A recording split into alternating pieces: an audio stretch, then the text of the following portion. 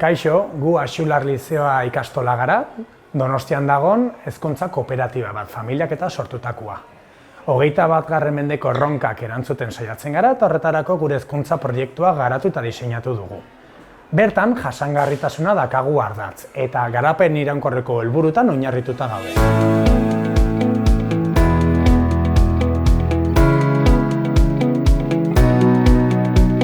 Kaixo, ni Gorka Sánchez naiz, Mazedonia Diseinu Elkarteko kidea eta Axularrekin batera Europako hondakinen prebentziorako aste hontan lorategi vertikal bat sortu dugu. Proiektu honen helburua erabilera bakarreko plastikoei bizitza berri bat ematea da.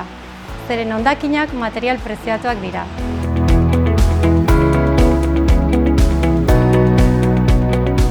Gure ekintza, gure jarduera birziklapenaren gaiarekin lotu dugu, hemen ikus dezakeguen moduan. Eta helburua oso garbi genekan, gure helburua zen kantitate handiak lortzea. Bi arlotan banatu genituen, alde batetik helburu kuantitatiboak eta bestetik helburu kualitatiboak. Badakigu 889 ikasen gara itxigala, 547 familia eta 63 langile. Gero, kualitatiboak azkenen garbi genekan hondakinen kudeaketa helburu nagusi izan bartzula eta gero gure inguruan dakagun gizartean ere inpaktua izatea. Eta gero, nabaria denez landare zainketa ere.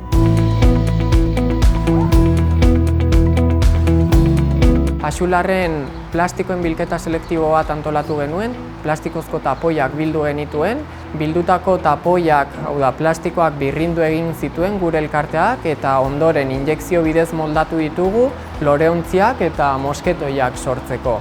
Eta hemen ikusi dezakezue proiektu honen emaitza.